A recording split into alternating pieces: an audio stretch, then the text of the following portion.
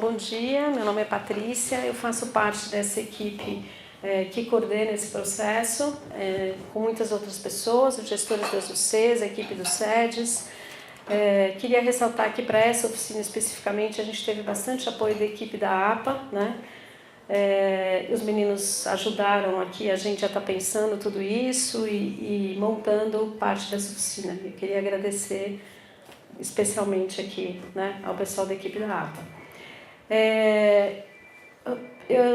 Eu queria, acho que é importante pontuar um pouquinho que, acho que, como o Fredê falou, eu acho que essa é a oficina mais trabalhosa, né, mais difícil da gente ter pensado de todas elas.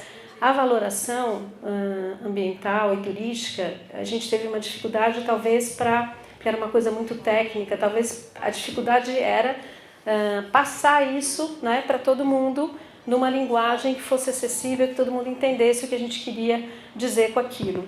Na certificação, como é um processo de responsabilidade, é um processo que envolve uma série de coisas que a gente vai discutir, de compromisso, de uma série de coisas, envolveu, na verdade, um tempão de debruçar em cima disso, né, para a gente tentar pensar e trazer para vocês um mínimo de conceito para a gente poder trabalhar no dia de hoje. Queria dizer também que os especialistas estão aqui na parte da manhã falando das suas experiências, como a Lucila falou. Depois a gente tem um debate grande na parte da tarde, que a ideia é pegar esse conceito que a gente trouxe, que eu estou falando que foi minimamente pensado, né, e discutir isso e que estratégia que a gente vai utilizar para implantar isso, né, e depois nos grupos de trabalho como é que a gente cria os requisitos mínimos para essa marca ou esse selo que a gente tinha pensado.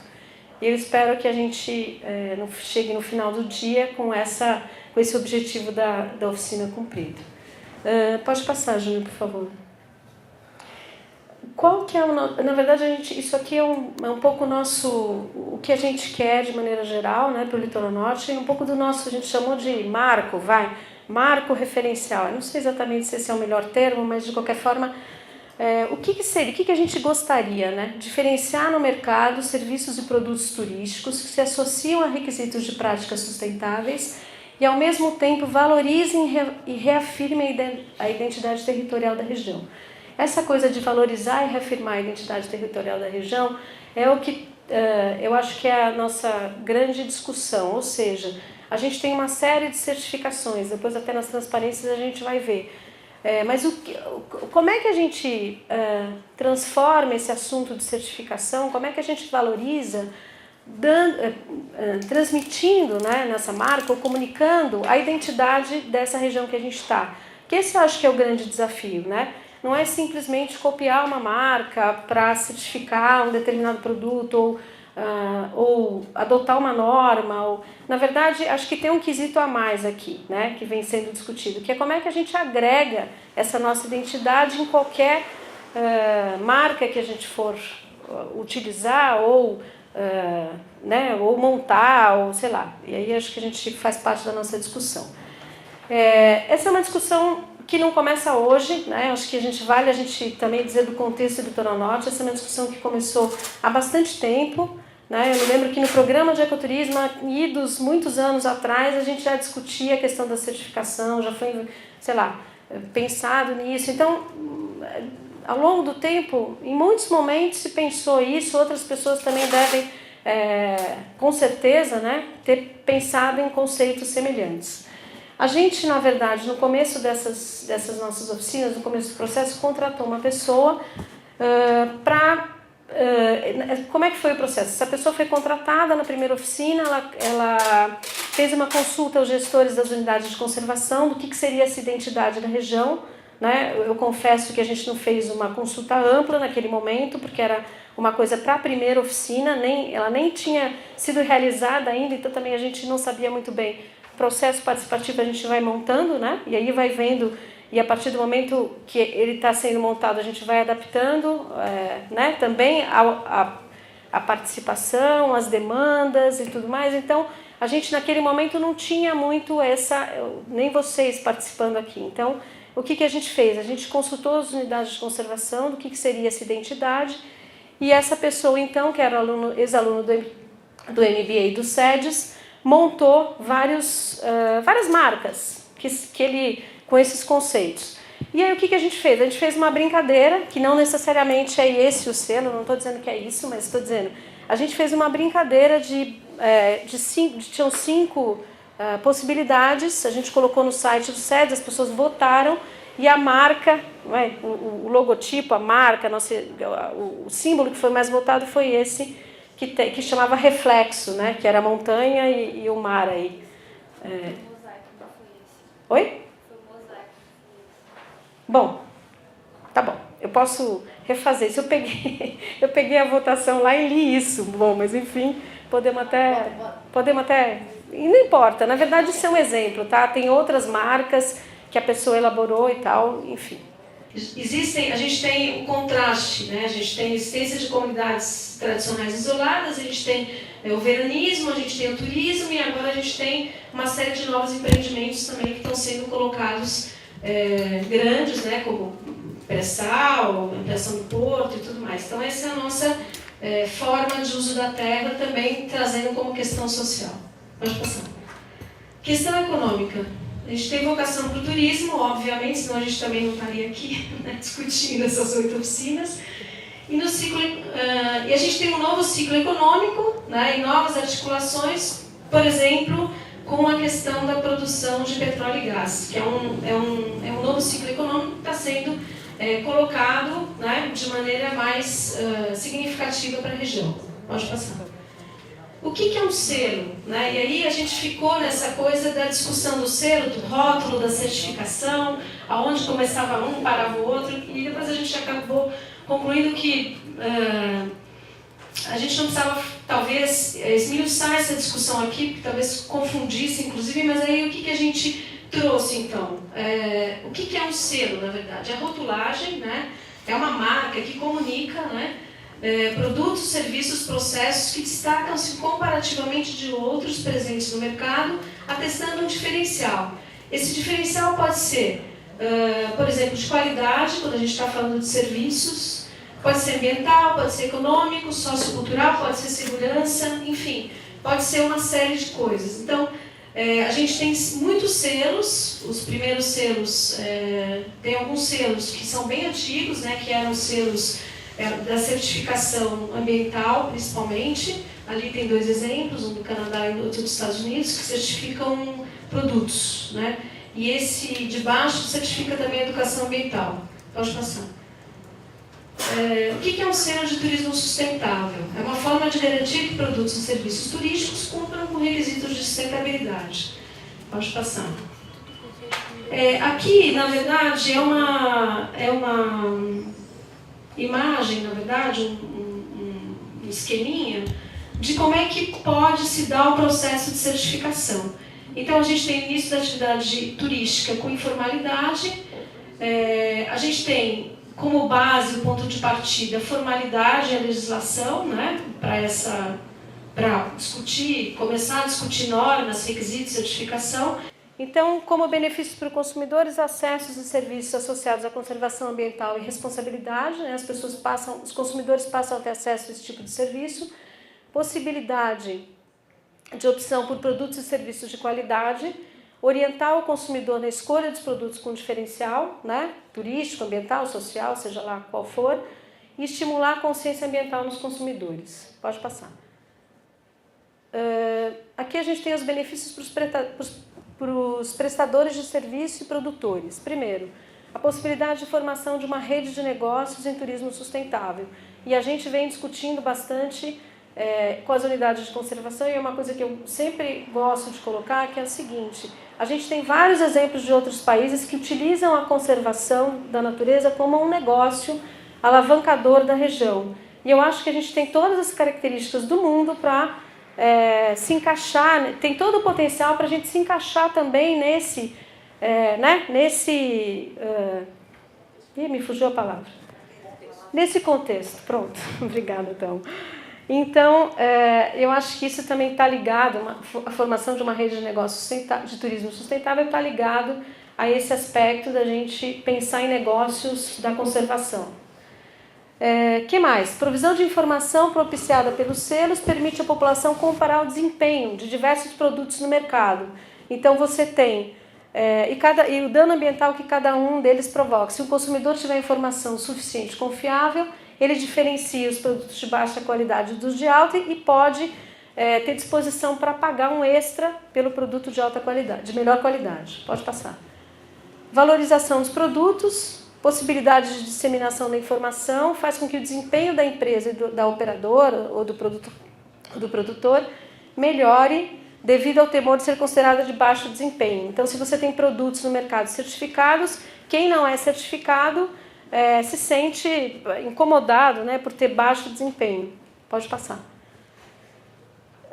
Nos mercados nacional e internacional, muitos produtos são caracterizados não apenas pela marca que ostentam, mas também pela indicação de sua verdadeira origem geográfica, que é um pouco daquilo que a gente estava falando, né? O que significa valorizar a região, valorizar o território, valorizar a origem geográfica de um produto, de um serviço. Isso também é um outro quesito.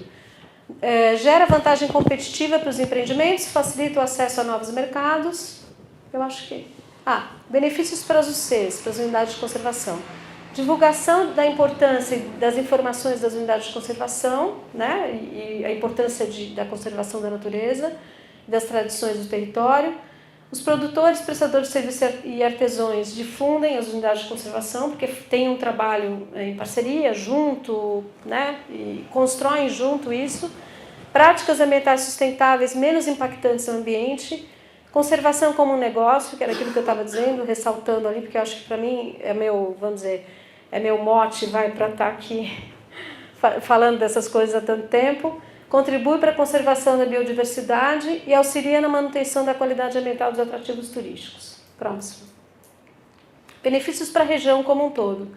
Produtores, prestadores, artesãos contribuem para a valorização e fortalecimento da identidade territorial por meio da difusão das UCs, do patrimônio, do destaque às características específicas do território. Os selos são instrumentos que educam os consumidores sobre os impactos ambientais do produto e serviço, levando a uma mudança de padrão de consumo e reduz os impactos sobre o meio ambiente. Pode passar.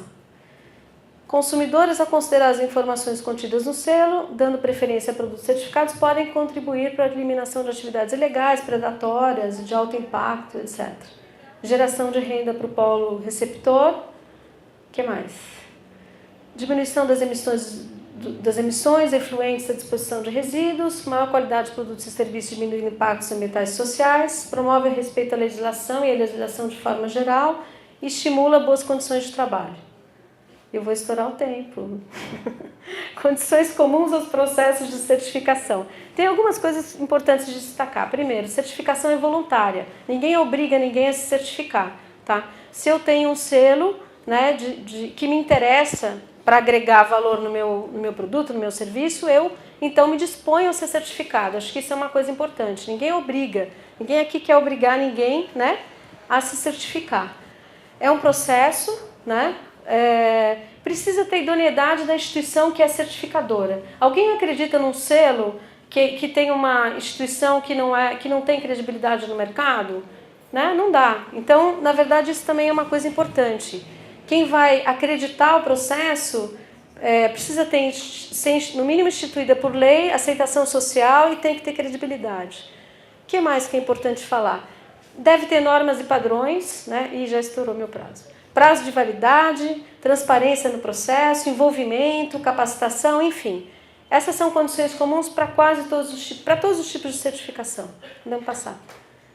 Existem variações, você tem desde as normas da BNT, por exemplo, a meio de hospedagem, que você tem a aplicação da norma, o sujeito é ou não certificado, ou os selos que você tem níveis, que é bem interessante.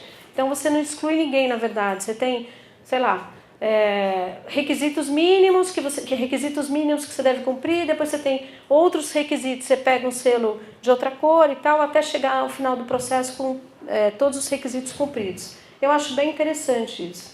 Pode passar. Outras variações, tem processos de certificação baseados em processos, pode passar. Em produtos, em desempenho, pode passar. Existem vários programas de certificação, por exemplo, relacionados a operadoras de turismo, mas a gente tem outros, aqui é só um exemplo, né? Só para operadoras de turismo a gente já tem uma série de certificações de vários países, pode passar. Qual que é a situação atual? Proliferação de selos, tem mais de 250 iniciativas identificadas. As falhas mais comuns é a falta de suporte técnico e pouco investimento em divulgação, pode passar. Muitas organizações existem, passa, por favor. Existe uma salada, na verdade, esses dois slides mostram que tem uma grande salada de selos e existem instituições, por exemplo, que tentam trazer princípios globais para essas certificações. Então, é interessante, mas quando a gente vai procurar saber, conhecer, pesquisar, se inteirar, a gente fica, puxa, mas eu vou em qual, né? O que eu vou fazer aqui? Pode passar. Existem também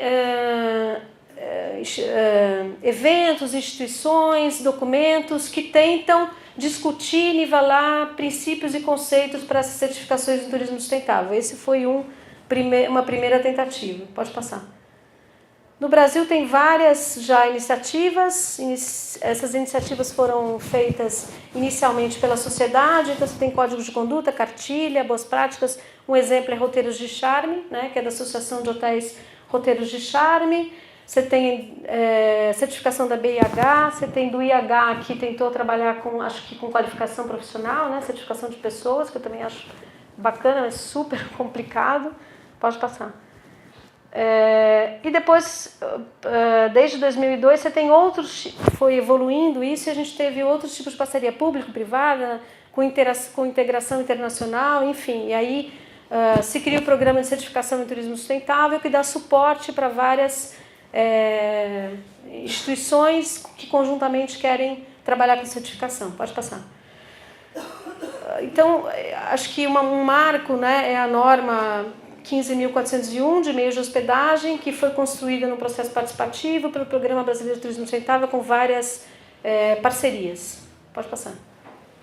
Princípios do turismo sustentável do Programa Brasileiro de Turismo Sustentável.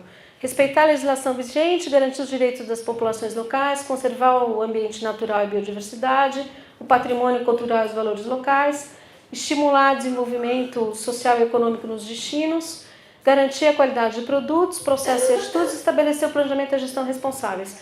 A gente está considerando que esses são os nossos princípios para a gente discutir o processo de selo, de marca, de certificação que a gente está iniciando hoje com vocês. Pode passar. Bom, e aí isso aqui é só um pedaço das consultas que a gente fez para fazer essa mínima, trazer esse conceito, essa contextualização para vocês. Obrigada.